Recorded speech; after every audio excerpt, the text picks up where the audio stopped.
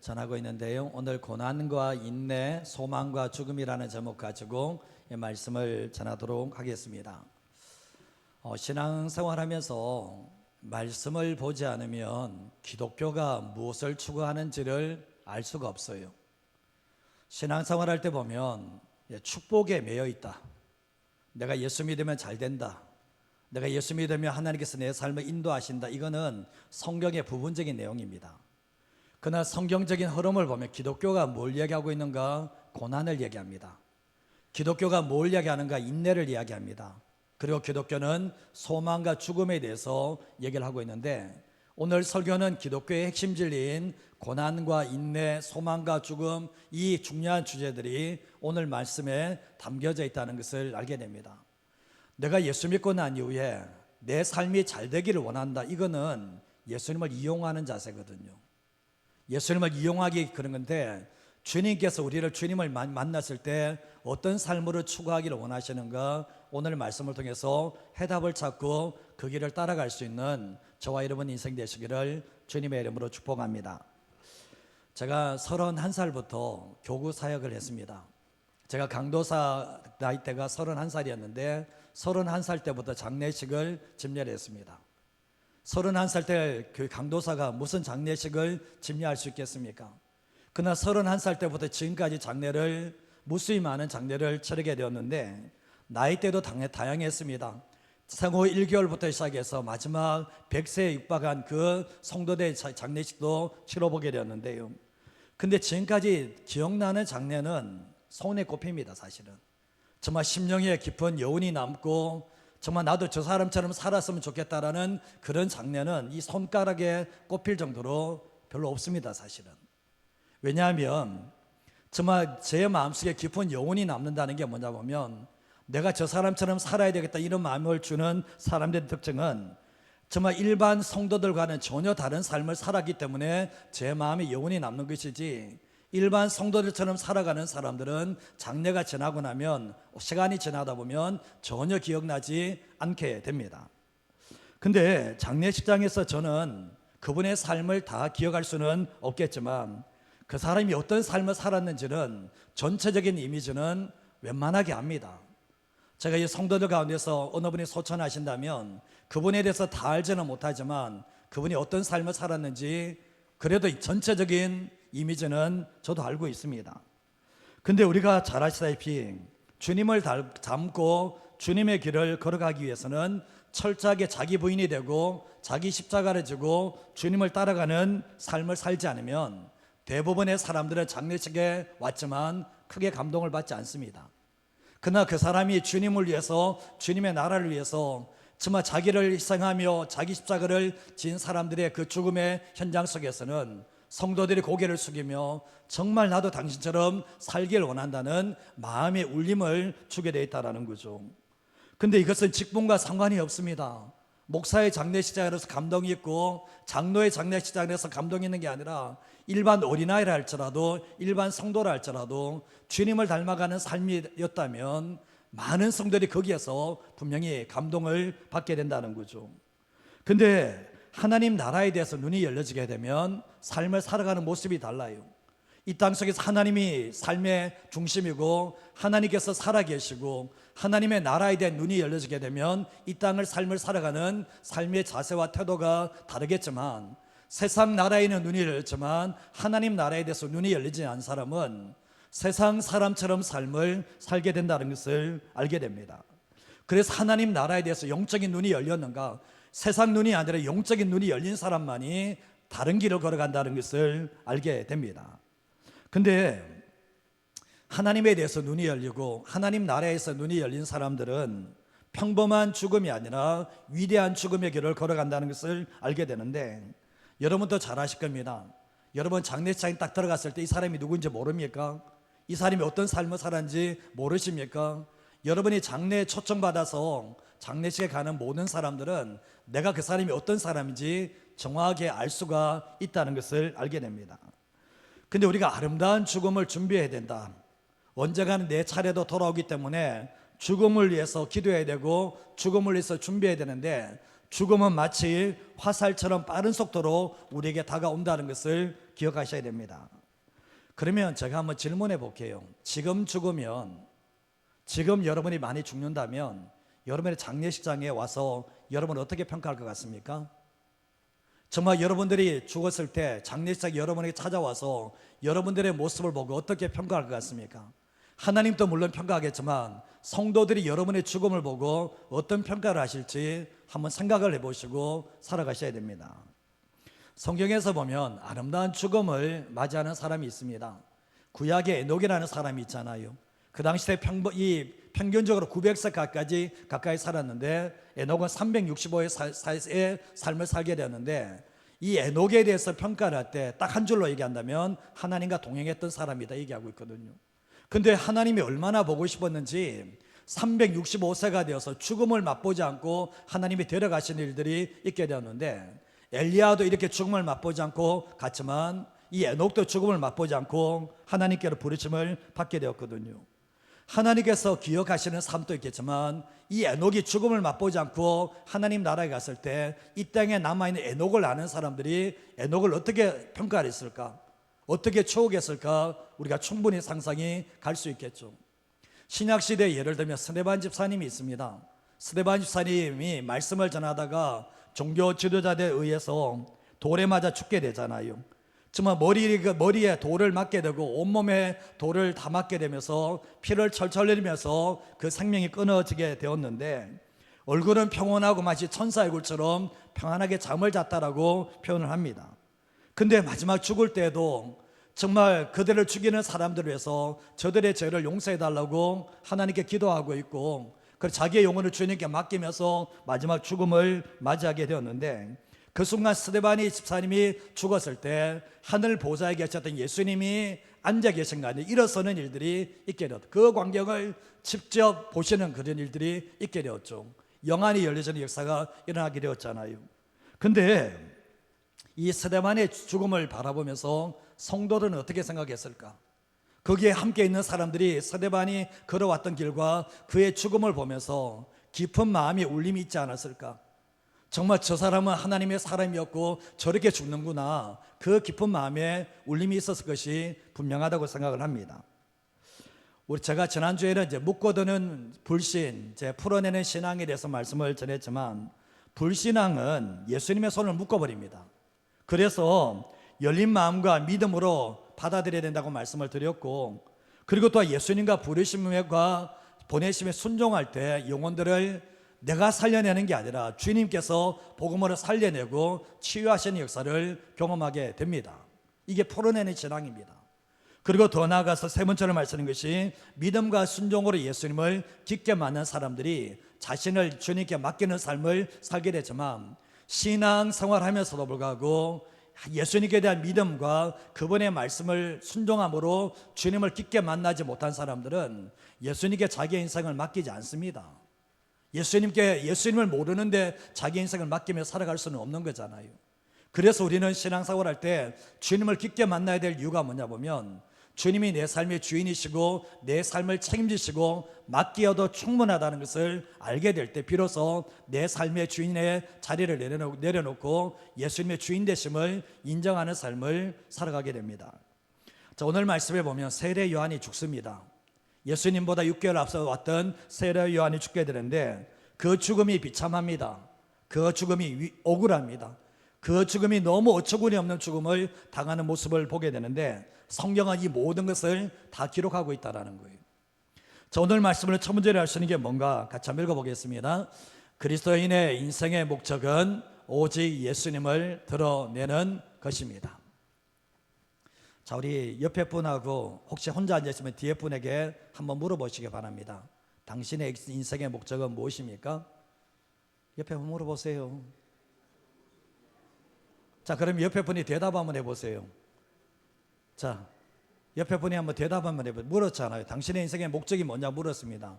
그럼 뭐라고 대답합니까? 해답을 다 가르쳐 드렸잖아요. 근데 이 대답을 할 때 웃음이 나오십니까? 제가 질문하고 웃게 나오겠지만, 되돌아보시면 당신의 인생의 목적이 뭡니까? 예수 믿는 당신의 인생의 목적이 뭡니까? 하면 내 인생의 목적은 오직 예수님을 드러내는 것입니다 얘기하면서 자신 있게 대답하는 사람이 있는가 하면, 시켜서 하는 사람이 있는가 하면 이 말을 입에서 안 떨어지는 사람이 있을 겁니다. 왜냐하면 내가 예수님을 드러내는 삶을 사는 사람들은 이게 선명하게 나오지만, 자기 인생에 한 번도 예수님을 드러내는 삶을 살지 않는 사람이 이 얘기가 어떻게 나올 수 있겠습니까? 나오지 못한다라는 거죠. 근데 하나님께서 예수님을 통해서 우리를 구원하셨는데, 구원하신 이유가 뭡니까? 내 인생 잘 되게 하기 위해서, 내 인생 성공하기 위해서 나를 구원하신 겁니까? 아니라 살아도 죽어도 뭡니까? 주님을 드러내는, 예수님을 드러내는 삶을 살게 하기 위해서 우리를 구원하셨는데, 이 목적이, 인생의 목적이 제대로 자리 잡힌 사람들은 어느 곳에 있든지 무엇을 하든지 인생의 목적은 흔들리지 않습니다. 왜냐하면 영적인 눈이 열려졌기 때문에, 영적인 눈이 열려지면 인생의 목적이 발견된 사람들이 주님을 드러내는 것이 내 인생의 목적이라고 확실하게 고백하며 그 삶의 길을 따라갈 수가 있게 되는 거죠. 그래서 세상 속에서 세상적인 그리스도인이 아니라 세상을 변화시키는 그리스도인으로 살아갈 수가 있게 됩니다.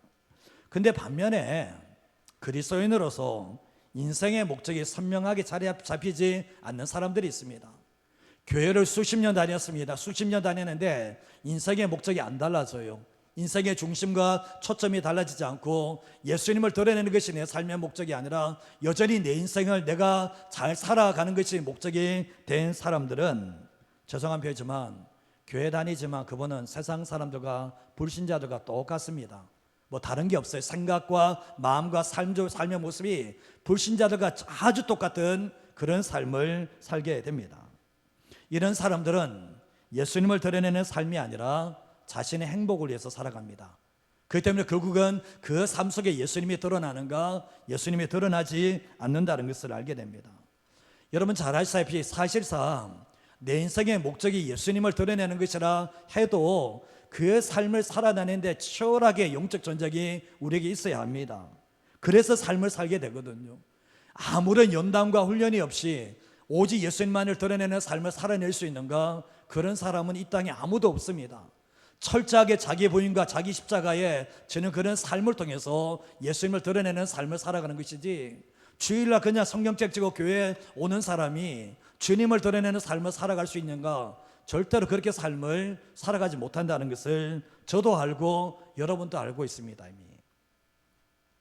조지 필트라는 이 청교도 사역자가 했던 말이, 내 이름은 사라지고 그리스도의 이름만 높아지게 하라. 내 이름은 사라지고 그리스도의 이름만 높아지게 하라. 이 사역자가 위대한 사역자였거든요. 하나님의 손에 붙들린 사역이었지만 그 사역을 하면서 항상 잊어버리지 않았던 게 뭐냐 보면, 내 이름은 사라지고 그리스도의 이름만 높아지게 하라. 이것만 생각하고 사역을 했을 때 주님께서 끝까지 영광 받으시는 일들이 있게 되었거든요. 예수님의 인생의 목적이 뭐였습니까? 예수님의 삶의 목적이 뭐였습니까? 하나님의 아버지의 이름이 높임을 받는 거잖아요. 하나님의 영광을 드러내는 것이 예수님의 삶의 목적이었다면 우리의 삶의 목적도 달라져서는 안 된다는 것을 기억하셔야 됩니다. 옆에 분 한번 보세요. 옆에 분 보시면 저 사람이, 죄송합니다, 저분이 예수님이 인생의 목적 된 사람 맞습니까?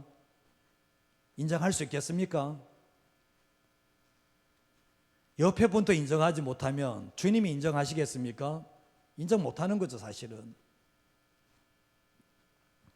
요한복음 1장 6절에서 7절 말씀을 보시면 하나님께로부터 보내심을 받은 사람이 있습니다. 그의 이름은 요한입니다. 세례 요한입니다. 근데 세례 요한은 그가 증언하러 왔으니 누구를 증언하는가? 찬빛 되시는 예수님에 대해서 증언하고, 모든 사람이 자기로 말미암아 예수님을 믿게 만들기 위해서, 예수님을 드러내기 위해서 하나님께로부터 보내심을 받은 세례 요한이 있었다라고 분명히 말씀을 하고 있거든요. 세례 요한은 태어날 때도 하나님께 부르심을 받았지만 모든 삶의 목적은 예수님을 드러내는 데 있었다는 것을 알게 됩니다. 요한복음 3장 26절에서 28절 말씀에 보면 사람들이 요한에게 가서 말합니다. 라피요, 선생님과 함께 요단강 저편에 있던 이곳, 선생님이 증언하시는 이 바로 예수님을 이야기하고 있죠. 그 예수님께서 세례를 베푸니까 모든 사람이 다 그에게로 갑니다. 얘기합니다. 그때 세례 요한이 뭐라고 합니까? 만일 하늘에서 주신 바 아니면 사람이 아무것도 받을 수 없다 얘기하면서 결국은 하나님의 일이고 하나님이 하시려는 것을 이야기합니다. 그러면서 세례 요한이 말한 게 뭡니까? 나는 그리스도가 아니라고 말했지 않냐는 거예요. 나는 그리스도가 아니고 이 예수님 앞에 보내심을 받은 자라고 한 것을 증언할 사람들은 너희라고 얘기합니다. 너 돌아다니면서 내가 그리스도라고 말하지 말고 나는 예수님을 드러내기 위해서 예수님 앞서 온 사람이라고 불과하다고 말해주라고 얘기하는 모습을 보게 됩니다. 그러면서 29절에 30절 말씀에도 신부를 취하는 자는 신랑이나 서서 신랑의 음성을 듣는 친구가 크게 기뻐하나니 나는 이러한 기쁨으로 충만했다라고 말씀하면서 같이 한번 읽어볼까요? 그는 흥하여야 되겠고 나는 쇠하여야 하리라 하니라. 세례 요한이 자기가 흥해지는데 예수님이 높아질 수 있습니까? 그럴 수는 없잖아요. 자기가 쇠해져야지 예수님이 높아질 수 있는 것처럼, 그래서 끊임없이 자기는 낮아지고 초라해지고 작아지고 예수님이 높아지기를 원했던 것이 세례 요한의 고백이었고 삶이었다는 것을 알게 됩니다. 세례 요한은 사람들의 반응에 춤추지 않습니다. 사람의 반응에 흔들리지 않습니다. 마치 돌에 글을 새기듯 세례 요한의 인생의 목적이 그 심령에 가슴 깊게 선명하게 새겨져 있습니다. 내가 이 땅에 보내심을 받은 이유는 예수 드러내기 위해다. 이게 바로 세례 요한의 인생의 목적이었는데, 세례 요한은 시작과 과정과 끝이 다 똑같습니다. 달라지지 않아요. 그게 뭐냐 보면 예수님을 드러내는 것이 나를 부르신 시작이고 과정이고 끝이라는 것을 삶으로 보여주게 됐던 거죠. 세례 요한은 자신은 주연이 아니라 조연이라는 것을 항상 잊어버리지 않고, 내가 신랑이 아니라 나는 신랑의 들러리에 불과하다는 것을 항상 잊어버리지 않고 살았습니다. 근데 다른 사람들이 봤을 때 세례 요한이 주연 같아요. 세례 요한이 신랑 같고 세례 요한이 그리스도 메시아와 같다는 것을 알게 되는데, 그러나 세례 요한은 항상 자신은 예수님 뒤에 숨기를 원했습니다.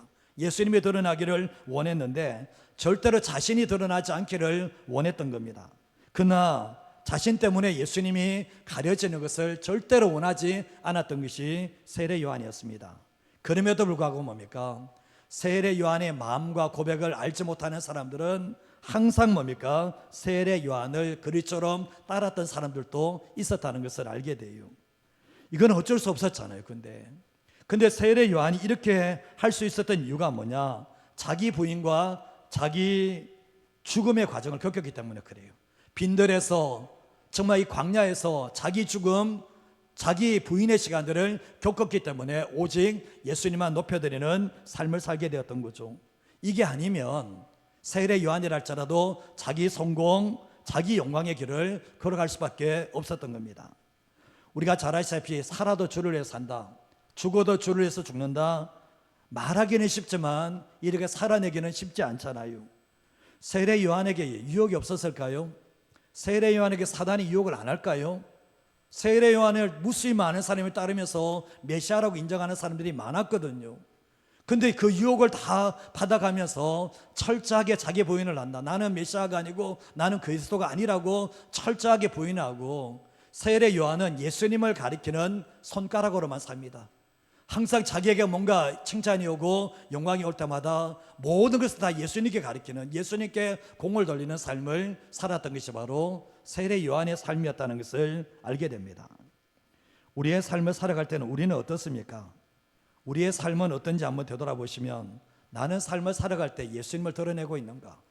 내가 구원받고 난 뒤에 오직 예수님만 드러내는 삶을 살고 있는 건가? 사람에게 대화를 할 땐, 삶을 살아갈 땐 내가 드러나는 게 아니라 예수님만 드러내는 삶을 살고 있다면 그 사람은 결국 인생의 목적을 정확하게 알고 사는 삶이지만, 인생의 목적이 정확하게 붙잡히지 않는 사람들은 예수님을 드러내는 것이 아니라 예수님을 통해서 내가 잘 되는, 예수님을 통해서 내 자식들이 잘 되는 여기에 지푸라기 같은 것에 목숨을 걸고 살아가게 된다는 거죠. 예수 믿는 사람은 인생의 목적이 선명해야 됩니다. 뭡니까? 오직 예수님을 드러내는 것이 우리의 삶의 목적입니다. 이게 인생의 목적입니다. 그러면 내 삶을 한번 되돌아보십시오. 이런 고백을 한다면 내 일주일의 삶을 되돌아보면서 나를 통해서 예수님이 어떻게 드러나셨는가? 나를 통해서 예수님이 어떻게 드러내시는 삶을 살았는가를 점검해 보시며 살아가셔야 되는 거예요.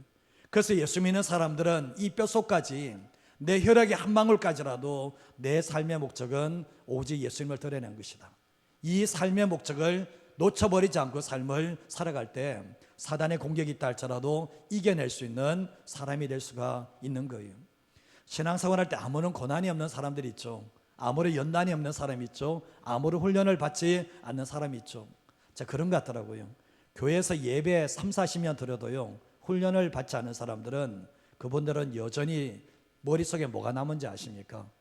내가 주님을 드러내는 삶의 목적이 그게 안 잡히고요, 정말 종교적인 습관을 가지고 살아가는, 자기 유익을 위해 살아가는 그런 삶의 모습이 남아있다는 것을 참 많이 깨닫게 됩니다. 그래서 우리는 신앙생활할 때 이 오랜 연단과 훈련을 통해서 내 삶의 인생의 목적이 오직 예수님을 드러내는 그 인생의 목적을 가지고 살아내는 저와 여러분 인생 되시기를 주님의 이름으로 축복합니다. 둠절할 수 있는 게 뭔가 한번 읽어보겠습니다. 이름도 없이 빛도 없이 처참하게 죽는 것이 가장 영광스러운 죽음입니다. 이름도 없이 빛도 없이 처참하게 죽는 것, 이게 가장 영광스러운 죽음이라는 거예요. 여러분들은 어떤 죽음을 맞이하기를 원하십니까? 편안하게, 안락하게, 아무런 병 없이, 아무런 고난 없이 죽는 죽음을 꿈꾸십니까? 주님 보실 때는 가장 비참한 죽음입니다. 그게 주님 보실 때는 정말 가장 값없는 죽음이 그 죽음이 된다는 거예요. 우리가 잘 아시다시피 순교는 아무에게나 주어지는 영광이 아닙니다.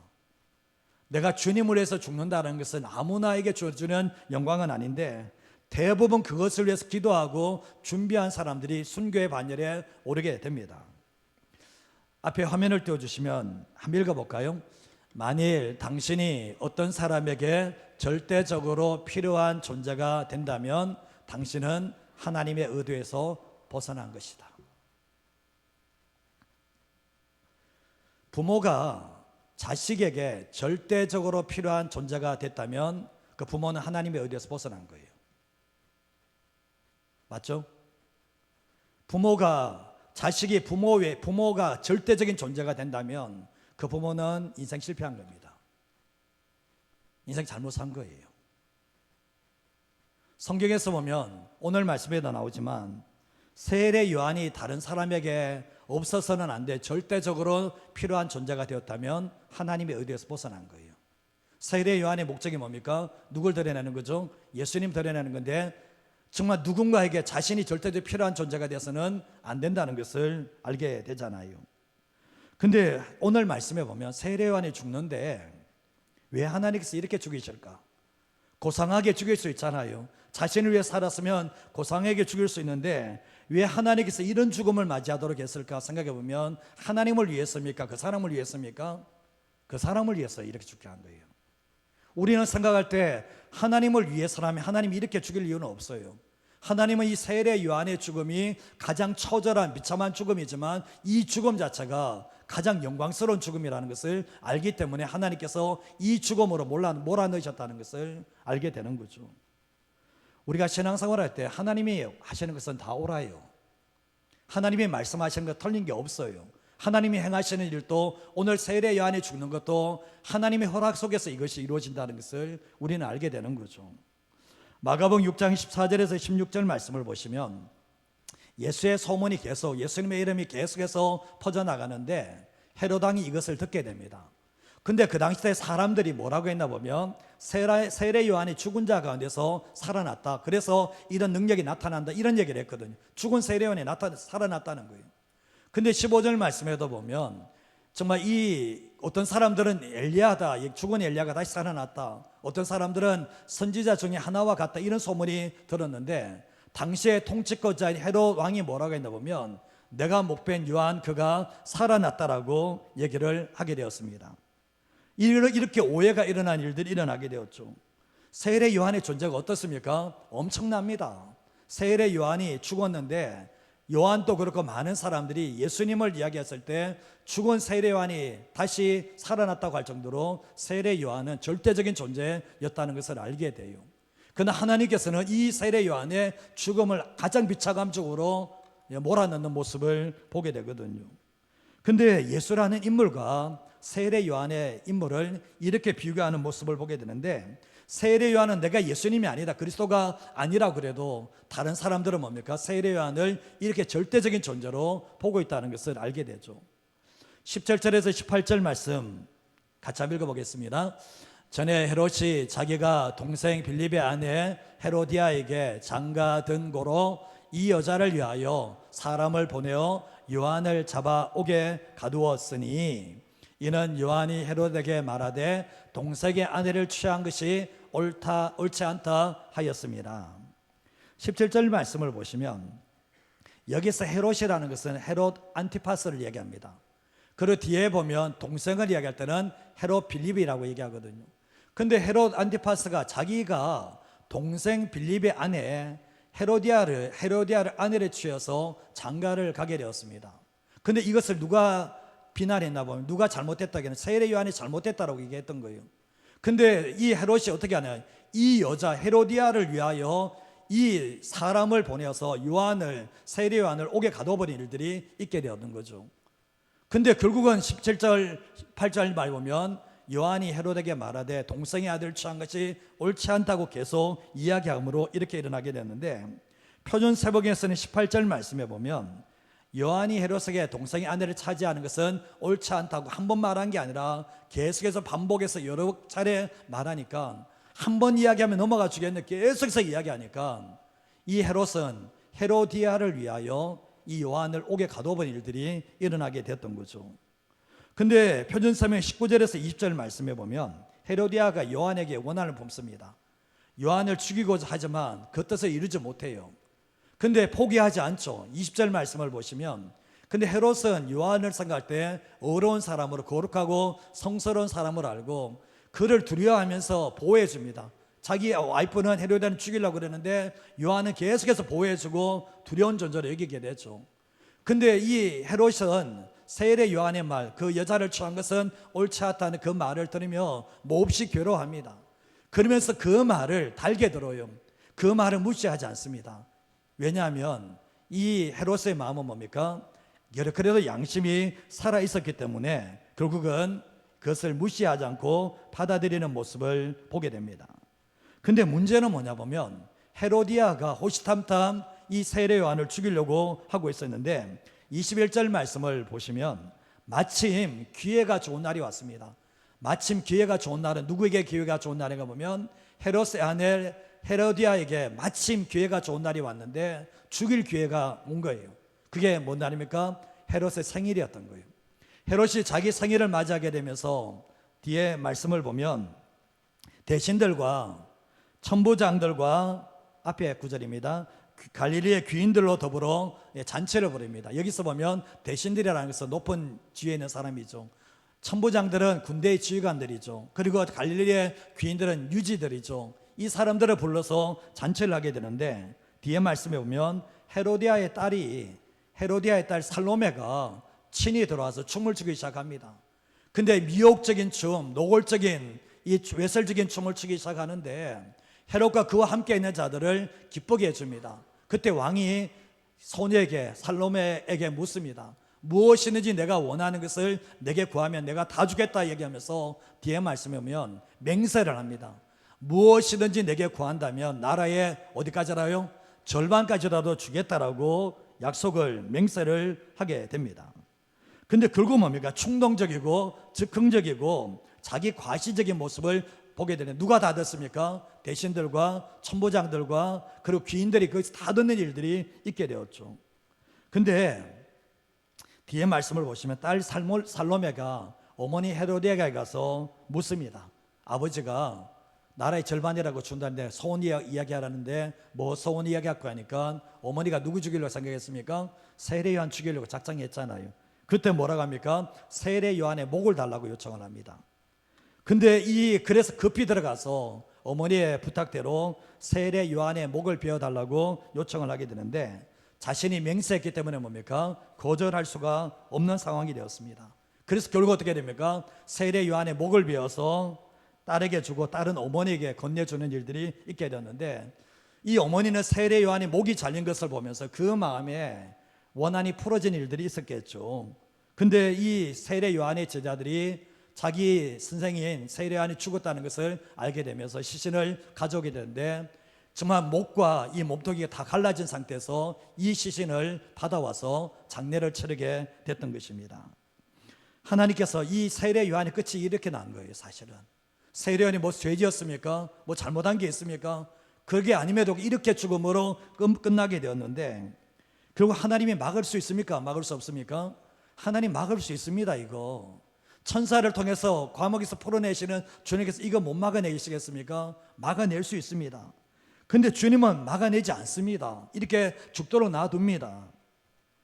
이렇게 처참하게 죽음을 당하는 것은 하나님의 배려였다는 것을 알게 되는데, 결국 뭡니까?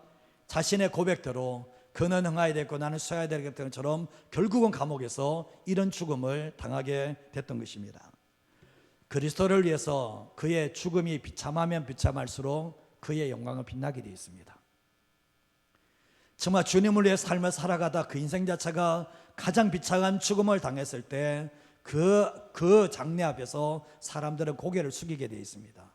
그게 특징이거든요. 우리의 삶을 살아갈 때 나는 어떤 죽음을 맞이하기를 원하십니까? 아무런 고난도 없고 아무런 힘든 것도 없고 주님 위해서 아무것도 살아가는 것도 없고 삶을 살아갈 때 편안하고 안락하고 사단에게 얼굴 하나 핥힌 자국도 없이 깨끗하게 그렇게 죽는 것이 정말 주님이 원하시는 죽음인가 한번 생각해 볼 필요가 있는 거죠. 우리의 삶을 살아갈 때 많은 사람들이 편안하고 안락한 죽음을 원합니다. 내 노년을 위해서 준비해 놓다가 노년 편안하게 즐기면서 살다가 하나님의 부르심을 딱 받은 순간 주님이 하시는 말씀은 네 죽음이 최악의 죽음이다. 뭐라고요? 너의 죽음이 최악의 죽음이다. 주님 그렇게 말씀하시는 거죠. 오늘 이 말씀 속에 세례 요한의 죽음이 가장 비참한 죽음이지만 가장 영광스러운 죽음입니다. 누구 때문에 이렇게 죽습니까? 주님과 하나님의 나라를 위해서 이런 죽음이었기 때문에 이 죽음이 가장 값지다는 것을 알게 되잖아요. 우리가 세계 선교지에서 죽는 선교사님들 한번 보세요. 정말 이렇게 한 번도 대처해 보지 않고 창에 찔려서 그 자리에 죽어버리는 이런 일들이 막 일어나잖아요.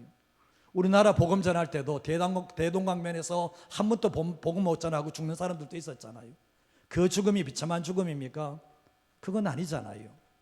우리의 삶을 살아갈 때 정말 죽음을 잘 맞아야 될 이유가 뭐냐 보면, 정말 우리의 삶을 살아갈 때 세상 사람들처럼 편안하고 안락한 삶을 살다가 죽음을 맞이하는 것이 아니라, 그래도 하나님의 나라를 위해서 정말 우리가 삶을 살다가 죽음을 맞이하는 것이, 내게 맡겨진 사명 감당하다가 죽는 것이 주님에게는 가장 아름다운 죽음이 될 수 있다는 것을 기억하시면서 살아가시기를 바랍니다. 그래서 우리의 삶 속에 이 죽음이 얼마나 중요한지를 우리가 항상 기억하시면서 죽음을 준비하며 살아가는 저와 여러분 되시기를 주님의 이름으로 축복합니다. 말씀이 잘 안 먹히는 것 같네요. 그런 마음이 없으신 것 같네요 보니까.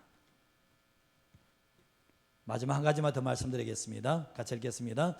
세례 요한의 고난과 죽음은 예수님이 가야 할 길과 우리가 가야 할 길을 보여줍니다.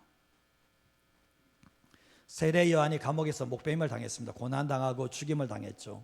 이런 죽음을 끝났습니다. 왜 이걸 기록해 놨을까? 이거는 이 세례 요한의 고난과 죽음은 예수님이 가야 될 길이라는 거예요. 이미 암시를 하고 있는 거예요. 그 예수님만으로 끝나는 게 아니라 예수님의 길을 따라가는 우리들에게도 이 길이 생명의 길이라는 것을 우리에게 말씀하고 있거든요. 제가 말씀드린 세례 요한이 자신의 죄 때문에 감옥에 들어왔는가? 아니잖아요.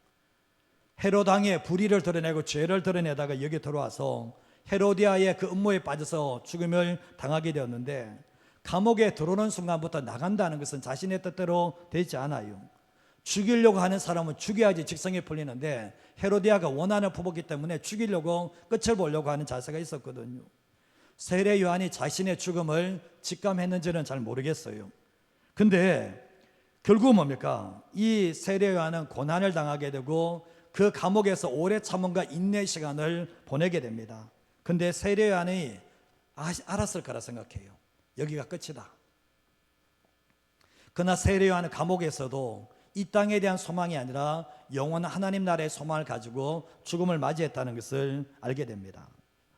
마태복음 14장 12절에서 13절 말씀을 보시면 요한의 제자들이 와서 시체를 가져다가 장사하고 누구에게 아뢰입니까? 예수님께 아뢰줍니다. 예수님께 세례 요한이 감옥에서 목베매를 당해서 죽었습니다. 얘기했을 때 13절 말씀에 오면 예수님이 들으시고 배를 타고 따로 떠나서 빈들에 가시죠. 왜냐하면 세례 요한이 자기만 드러내는 삶을 살았는데, 자기를 위해 살았는데 죽었다 그러니까 힘들잖아요. 마음이 괴롭잖아요. 근데 무리들은 그 마음도 모르고 예수님께 자기의 필요를 채워달라고 따라가는 모습을 보게 되죠. 근데 예수님은 세례 요한의 죽음 소식을 듣고 난 뒤에 직감적으로 생각할 게 뭐였겠습니까? 세례 요한의 죽음은 자신의 죽음과 연결되어 있다는 거예요. 우리가 마태복음 20장 17절에서 19절 말씀 같이 한번 읽어볼까요?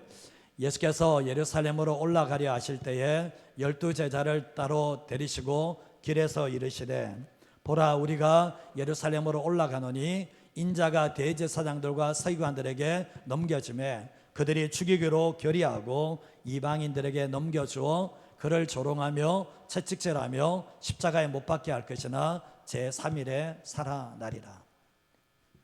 예수님은 이 땅에 오시는 순간부터 자신의 끝을 아시거든요. 세례 요한이 감옥에서 목 베이는 것이 비참합니까? 예수님이 십자가에 죽으시는 게 비참합니까? 당연히 예수님이 십자가에 죽으신 게 더 비참하죠. 조롱당하고 희롱당하고 침뱉음 당하고 못 박히고 그렇게 죽잖아요. 세례 요한은 아무도 안 보는 가운데 그냥 목베임 당한 거잖아요. 예수님이 훨씬 더 수치스러운 죽음을 당하잖아요. 근데 예수님이 십자가에 이 세례 요한이 죽으셨을 때 예수님도 내가 저렇게 죽는다는 것을 이미 아셨던 거죠. 그러나 예수님께서 히브리서 12장 2절 말씀을 보시면 그는 그 앞에 있는 기쁨을 위하여 십자가를 참았다는 거예요. 예수님이 고난 가운데 십자가를 인내함으로 참아냈는데 그 앞에 있는 그 기쁨이 뭘까? 부활의 소망이라는 거예요. 그 부활의 소망을 바라면서 결국은 죽음을 당하셨다는 것을 우리에게 말씀을 하고 계십니다. 예수님을 참되게 따라가는 그리스도인들도 예외는 아니겠죠. 예수님을 신실하게 따라가는 사람들은 세상 속에서 고난을 피해갈 수는 없습니다. 고난 가운데 인내하게 되어 있고, 인내하면서 소망을 가지게 되어 있고, 소망이 결국 뭡니까? 죽음을 맞이하게 만드는다는 것을 알게 되죠. 로마서 8장 17절과 18절 말씀 같이 한번 읽어보겠습니다. 자녀이면 또한 상속자고 하나님의 상속자요 그리스도와 함께한 상속자니 우리가 그와 함께 영광을 받기 위하여 고난도 함께 받아야 할 것이니라. 생각하건대 현재 고난은 장차 우리에게 나타날 영광과 비교할 수 없도다. 우리는 자꾸 하나님의 상속자에만 관심을 가져요. 그러나 그리스도와 함께한 상속자는 맞지만 그와 함께 영광을 얻기 위해서 뭘 받아야 된다고요? 뭘 받아야 된다고요? 고난을 받아야 된다고 얘기하고 있잖아요. 그러면서 18절 말씀에 생각하건대 현재 고난은 장차 우리에게 나타날 영광과 비교할 수 없다. 현재 내가 주님 때문에 당하는 고난이 없다면 그 사람에게 장차 나타날 영광은 그 사람에게 또 없는 거예요. 사실은 내가 이 땅에서 고난 없는 영광이 없는 것처럼, 십자가 없는 부활이 없는 것처럼, 이 땅에서 내가 주님과 함께 고난이 있을 때, 주님께서 오실 때 장차 나타날 영광이 있는 것이지, 주님 때문에 고난 당하는 게 없는 건데 주님 나라에 있었을 때 무슨 영광이 그 사람이 그렇게 주어지겠냐는 거예요. 그건 아니라는 것을 말씀하고 있죠. 빌립보서 1장 29절 말씀에도 보면 그리스도를 위하여 너에게 은혜를 주신 것은 다만 그를 믿을 뿐 아니라 또한 그를 위하여서 뭘 받는다고요? 고난도 받게 하려 하십니다. 은혜가 고난을 받게 하고 이기게 만드는 역사가 있는데, 은혜 받으면 모든 게 다 잘 되는 거예요. 은혜 받으면 고난을 더 심하게 받아요. 근데 그 고난을 뛰어넘게 만드는 것이 바로 은혜의 능력이라는 것을 알게 됩니다. 자, 마지막 구절입니다. 요한계시록 14장 13절과 14절 한번 읽어보겠습니다. 성도들의 인내가 여기 있나니 그들은 하나님의 계명과 예수에 대한 믿음을 지키는 자니라. 또 내가 들으니 하늘에서 음성이 나서 이르되 기록하라. 지금 이후로 주 안에서 죽는 자들은 복이 있도다 하시매 성령이 이르시되 그러하다. 그들이 수고를 그치고 쉬리니 이는 그들의 행한 일이 따름이라 하시더라. 제가 장례식장에서 첫 번째 말씀을 전할 때 이 말씀을 전하거든요. 근데 제가 이제 뒤에 보면 13절 말씀에 보면 성도들의 인내가 여기 있다. 우리 앞구절 떼어주시면 성도들의 인내가 여기 있는데 하나님의 계명과 예수에 대한 믿음을 지키는 자니라 얘기하고 있거든요. 성도들이 왜 인내를 하는 거죠? 고난이 있기 때문에 그런 거 아닙니까? 하나님의 계명과 예수에 대한 믿음을 지키는데 고난이 있으니까 인내를 해야 되는, 그 고난에 이기기 위해서 인내를 하잖아요. 근데 뒤에 말씀을 보시면 하늘에서 음성이 들리는데 기록하라, 지금 이후로 주 안에서 죽는 자들은 복이 있다 그러는데 주 안에서 죽는 자들이 예수 믿는 사람을 얘기하는 겁니까? 그런 거예요. 주 안에서 죽은 자리 예수 믿는 사람이 복이 있다 이렇게 얘기하는 거예요.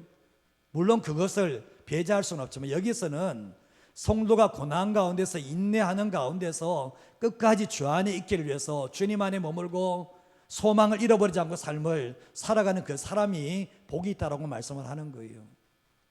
그렇지 않습니까? 그 사람에게 복이 있다라고 얘기하는 거예요. 되돌아보시면 예수 믿고 나는데 자기 멋대로 살아.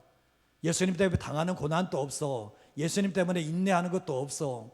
예수님 때문에 정말 눈물 지으면서 영원한 하나님 나라의 소망도 못 가져. 그렇게 죽은 사람이 뭐가 복이 있어요? 그 사람이 뭐가 복이 있어요? 예수 믿는 것만은 복은 되겠죠. 그러나 그분은 예수님을 만난 것 외에는 주님 앞에 가면 자랑할, 예수 믿는 것도 자랑 못합니다. 그건 은혜니까.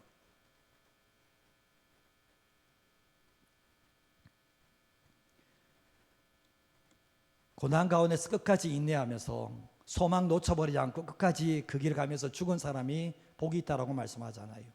그 사람에게 성령께서 말씀하시니까 수고를 거치라는 거예요. 수고를 거치고 쉬겠다 그러는데 수고한 게 아무것도 없는데 뭘 그래요? 그렇게 나올 수 있는 거잖아요. 성경이 그렇게 얘기하잖아요. 예수님을 믿는 사람들은 세상 사람들과 수준과 차원이 좀 달라야죠. 죽음 이후에 하나님의 최종 평가가 있다는 것을 알고 살아가는 거잖아요. 우리가 세상의 길이 아니라 예수의 길을 따라갈 이유가 뭡니까? 예수님을 만나고 난 뒤에 내 삶이 예수님 만나서 무조건 복 받기를 원하고 잘 되기를 원합니까? 그 신앙은 껍데기에 불과합니다. 그거는 예수님의 은혜의 아주 밑에 부분을 이야기하는 거예요. 그러면 은혜를 받았다면 어떻게 해야 됩니까? 하나님께서 내게 축복을 주셨다면 어떻게 해야 되는 겁니까? 그걸 누리면서 세상 살면서 살아가면 즐기면서 살아가는 거예요. 그게 성경이 말하는 겁니까? 그런 주님 같으면 안 믿겠습니다.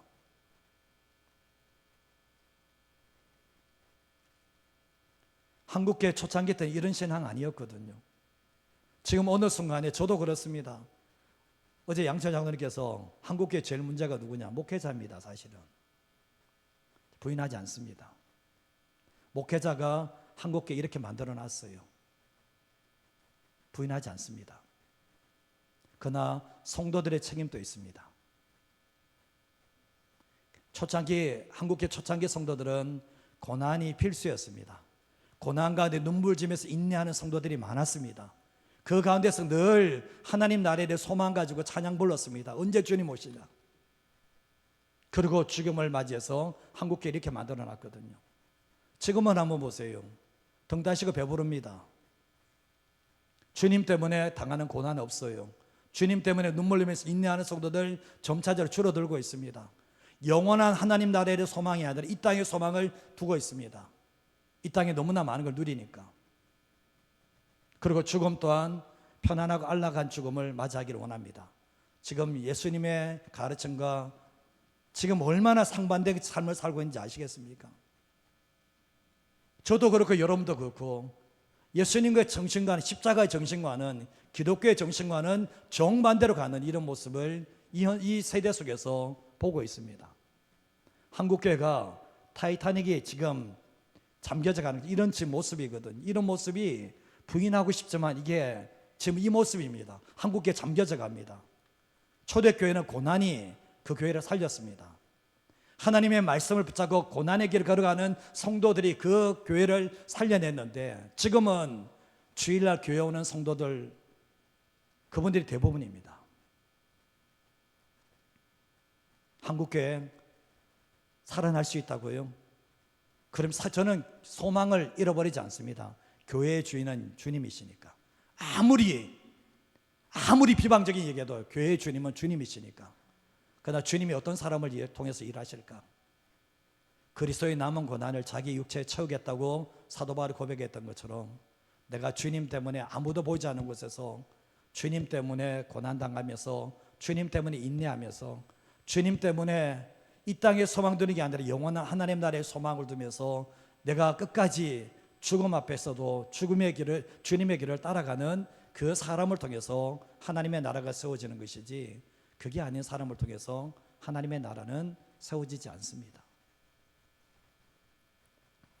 오늘 이 말씀을 보면서 세례 요한의 죽음의 모습이 한번 상상을 한번 해보셨습니까? 이 그림을 한번 떠올려 보시면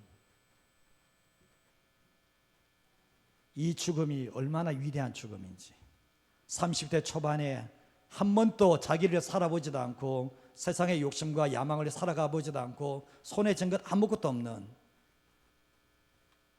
이런 삶을 살다가 인생 끝났습니다. 그 죽음을 주님이 인정하시는 거예요.